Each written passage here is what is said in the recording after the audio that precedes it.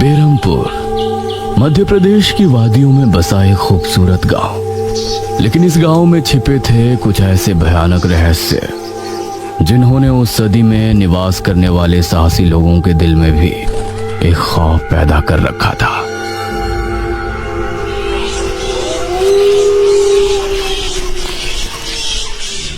आज तो बहुत दिनों के बाद मित्रों से मिलना हो रहा है, बहुत आनंद आएगा।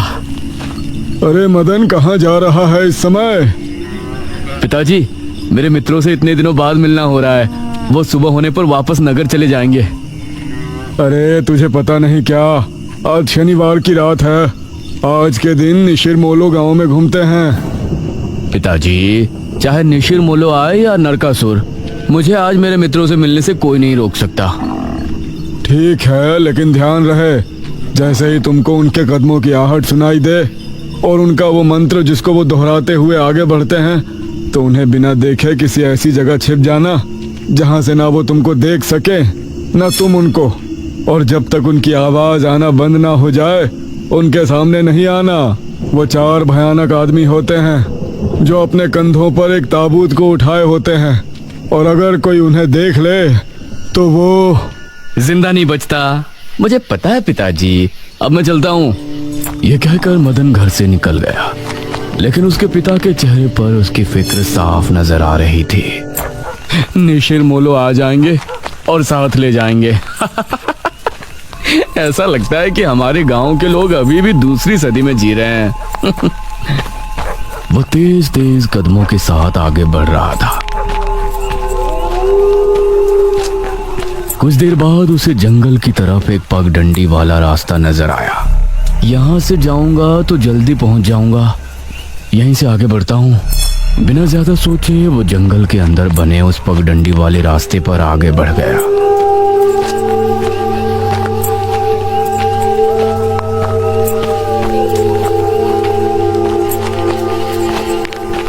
आज तो बहुत मजा आने वाला है, मिलकर खूब मदिरा पान भी करेंगे।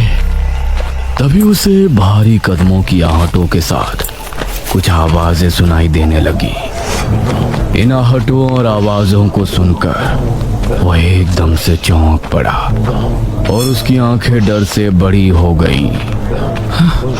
हे भगवान!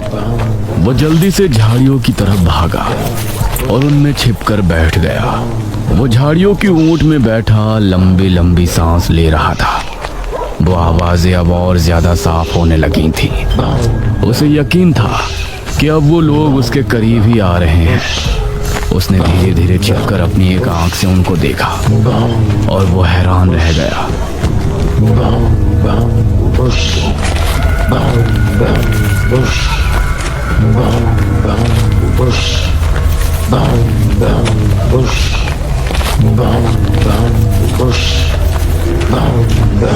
हे भगवान, मैंने इन्हें देख लिया। हाँ। मदन पूरी तरह से झाड़ियों में छिप गया और कुछ देर अपनी सांस तक रोके वहां छिपा रहा। फिर उसने धीरे से झांक कर देखा तो अब वो लोग कहीं नजर नहीं आ रहे थे। लगता है चले गए। वो वहां से निकला और दोनों तरफ देखा तो वहां कोई नजर नहीं आया। शुक्र है भगवान, उसने एक कदम बढ़ाया ही था कि तभी उसे फिर से वही आवाजें अपने ठीक पीछे से सुनाई देने लगी। उसने एक झटके से पलटकर देखा तो वो चारों ताबूत वाले शख्स ठीक उसके पीछे खड़े थे।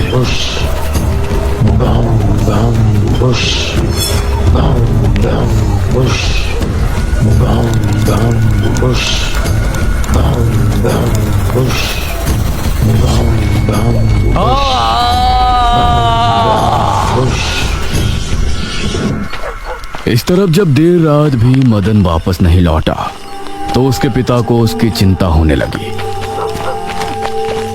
उसने गांव के एक आदमी विपुल को साथ लिया और जंगल की तरफ रवाना हुआ।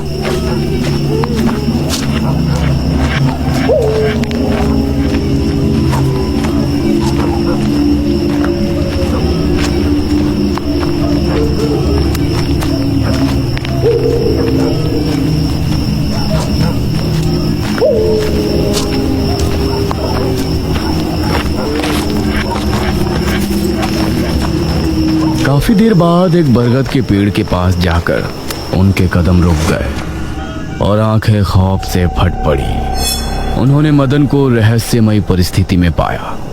उसके चेहरे पर डर और आंखों में खौफ ऐसा नजर आ रहा था कि जैसे उसने हादसे से पहले बहुत ही भयानक मंजर देखा हो। मदन!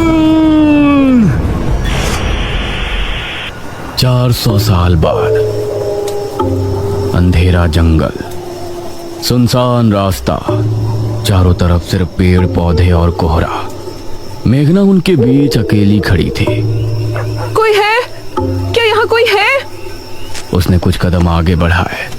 उसके सवाल का कोई जवाब तो उसे नहीं मिला, लेकिन कुछ टपकने की टप टप की आवाज अब उसे बराबर आ रही थी। मैं यहाँ क्या कर रही हूँ? कौन लाया है मुझे यहाँ पर? वो खुद को वहां पाकर बहुत परेशान थी। तभी उसने देखा कि कोई चीज उड़ती हुई उसी की तरफ आ रही है। वो उसे हैरानी से देखने लगी। पास आने पर पता चला कि वो कोई विशालकाय भयानक पक्षी था। बचाओ! मेघना उससे बुरी तरह से डरकर भागने लगी और वो उसका पीछा कर रहा था। मेघना ने उसे पीछे पलटकर देखा तो वो उसको पकड़ने ही वाला था, लेकिन तभी मेघना एक पेड़ से टकराई। उसने देखा कि उस पेड़ से हरे रंग का पानी टपक कर नीचे गिर रहा था। मेघना उस हरे पानी को गौर से देख रही थी। तभी अरे ओ मेघना, उठ जा यार, कब तक सोएगी? मेघना आंखें मलते हुए नींद से जागी। उसने देखा कि सुबह के 9 बज चुके थे। ओह शिट, हम तो लेट हो गए। तूने मुझे उठाया क्यों नहीं? मेघना अपनी एक पार्टनर इशिता के साथ दिल्ली में रह रही थी, जहां वो एक लैब में काम किया करती थी। दोनों ने साथ नाश्ता किया और फिर तैयार होकर अपनी लैब के लिए निकल गई।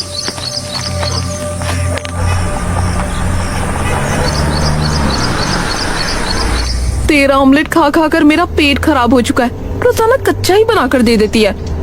शुक्र मना कि कच्चा भी खाने को मिल तो रहा है। तेरे भरोसे रहेंगे तो वो भी नहीं मिलने वाला। सोकर ही 9 बजे उठती है।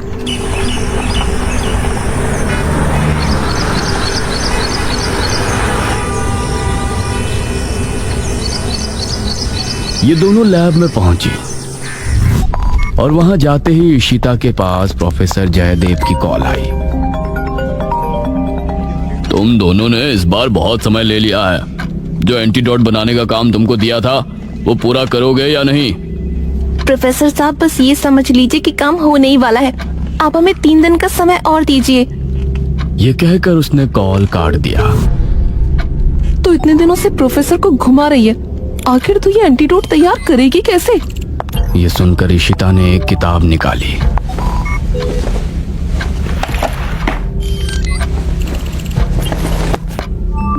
यार देख ये किताब, इसमें बहुत से ऐसे लिक्विड के बारे में लिखा है जिनकी कहानी पुरानी दंत कथाओं और लोक कथाओं से जुड़ी है।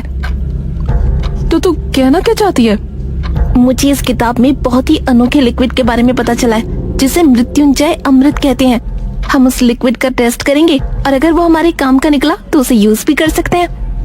मृत्युंजय अमृत? देख, मैं तेरे साथ कहीं नहीं जाने वाली हूँ। ये सब बातें बकवास होती हैं। अरे देख तो सही, इस पेड़ से हर पूर्णमासी की रात ये हरा लिक्विड टपकता है।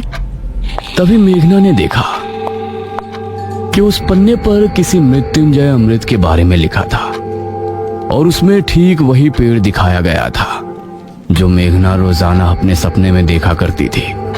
मतलब उस हरे पानी की बात ही इस किताब में लिखी थी। हे भगवान, क्यों हिला डाला ना? है ना इंटरेस्टिंग? मेघना ने कुछ सोचा और फिर जवाब दिया, हाँ, तो हम दोनों कल ही बेरमपुर गांव के लिए निकलते हैं।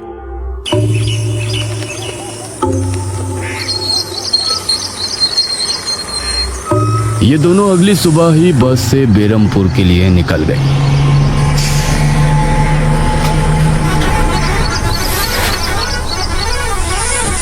वैसे एक बात बता, तू मेरे साथ वहाँ जाने के लिए एक ही बार में कैसे राजी हो गई? मेघना ने सच को छिपाते हुए कहा, ऐसी अनोखी चीज देखने के बाद भला कौन नहीं होगा जो इसको देखना नहीं चाहेगा? ओहो, ये हुई ना बात। मैंने तुझे पार्टनर बनाकर कोई गलती नहीं की।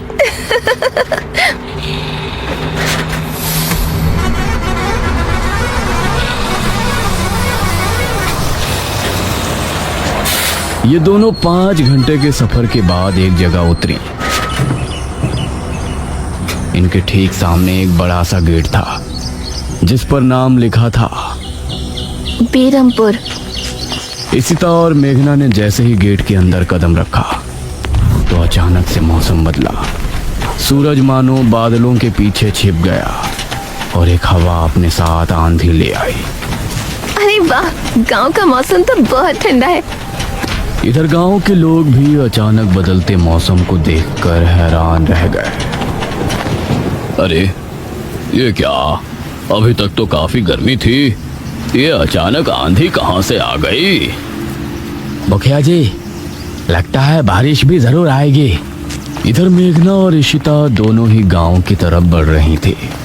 यार, ये गांव के लोग ठीक तो होंगे ना? गांव के लोग तो ठीक ही होते हैं, अजीब तो हम शहर वाले होते हैं। ये बात तो तूने बिल्कुल पते की कही। इशिता और मेघना दोनों गांव के चौक पर पहुंची। वहां एक कुआं भी था और वहीं मुखिया भी 2 आदमियों के साथ खड़ा था।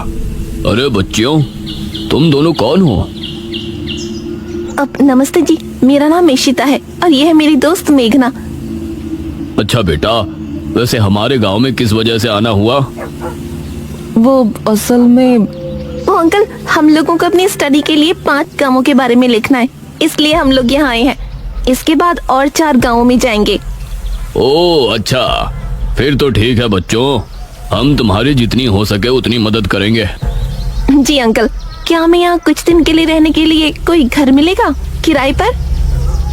अरे बच्चों, तुमको किराए की घर की क्या जरूरत है? तुम दोनों जब तक चाहो मेरे ही घर में रह सकती हो।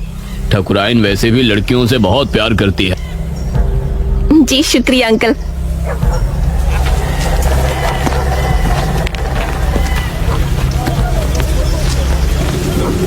मुखिया इशिता और मेघना को अपने घर ले आया। तभी घर के मंदिर में जल रहा दीपक बुझ गया। अजी सुनती हो ठकुराइन? जी आई। ठकुराइन कमरे से बाहर आई। नमस्ते आंटी। नमस्ते बेटा। ओ जी, ये प्यारी प्यारी बच्चियां कौन है? ये दोनों शहर से अपनी पढ़ाई के सिलसिले में आई हैं। हमारे गांव के बारे में लिखना चाहती हैं। वो क्या होता है रे, वो रिसर्च करने आए हैं। तभी वहां पर एक और लड़का आया। क्या कहा? हमारे गांव पर रिसर्च? इशिता और मेघना ने उसे देखा। भला हमारे बेवकूफ गांव में आपको क्या मिल सकता है? ये सुनकर इशिता और मेघना हैरान रह गई। चुप करो अनुज, ऐसे कोई अपने गांव में बोलता है क्या? ये मेरा बेटा है अनुज। अनुज ने मेघा और इशिता की ओर देखा और उन्हें हाथ जोड़कर नमस्ते किया। नमस्ते बेटा अनुज, जरा इन दोनों को वो खाली कमरा दिखा दो जो तुम्हारे कमरे के बराबर में है। ठीक है पिताजी, आओ देवियों। देवियों?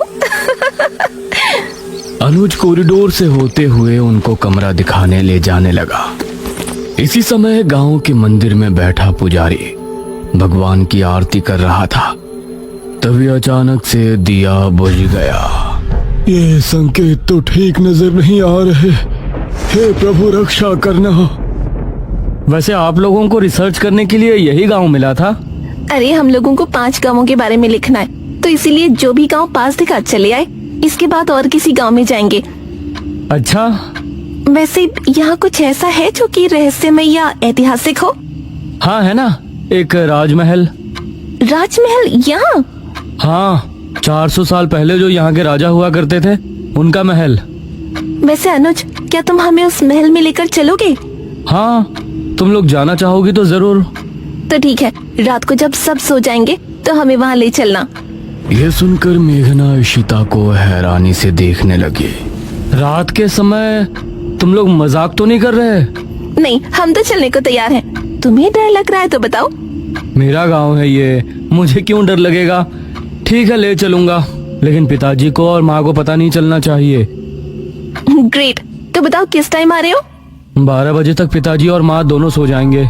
मैं उसी समय तुम लोगों को ले आऊंगा। हाँ सही है।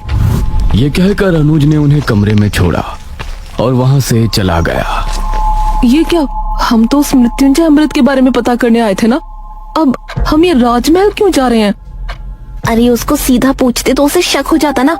आज हम राजमहल चलते हैं और फिर कल उसे जंगल जाने को कहेंगे और वहाँ जाकर बातों ही बातों में उसे मृत्युंजय अमृत के बारे में पूछेंगे। ये सही है। इस तरफ गांव के लोग मौसम के बदलती ठंड से बहुत हैरान थे। पुजारी बार बार आसमान की तरफ देख रहा था, जहां उसे काला अंधेरा इधर उधर घूमता हुआ नजर आ रहा था। करीब 12 बजे जब मुखिया और उसकी पत्नी गहरी नींद में थे, तो अनुज कमरे से निकला। अरे लगता है आ गया। इशिता ने उठकर दरवाजा खोला। हाय अनुज। तुम लोग तैयार हो? हाँ चलो, हम तो रेडी हैं। तो चलो। अनुज इनको लेकर घर से निकला और इन्होंने 2 गलियां पार कर ली थी। उफ, तुम्हारे गांव में हवा इतनी ज्यादा चलती है क्या? रोज तो नहीं चलती, लेकिन शहर की 2 लड़कियों के साथ लगता है उनके शहर का प्रदूषण भी आंधी के रूप में साथ आ गया। कुछ देर चलने के बाद ये तीनों एक बड़े से राजमहल के सामने खड़े थे, जिसे देखकर मेघना को कुछ याद आने लगा। ऐसा लगता है कि इस राजमहल को मैंने पहले कहीं देखा है। ये है राजमहल राजा सूरजभान का। वाकई में काफी आलीशान है। यह कहते हुए इशिता ने अपने कैमरे में उसकी एक फोटो ली। हमें खिड़की से अंदर जाना पड़ेगा, इसका दरवाजा सालों से जाम है। ये तीनों एक खिड़की के रास्ते राजमहल में पहुंचे और वहां की हर एक चीज मेघना को जानी पहचानी लग रही थी। इस तरफ गांव में आंधी का बहाव बढ़ने लगा था। सभी अपने अपने घरों में आराम से सो रहे थे।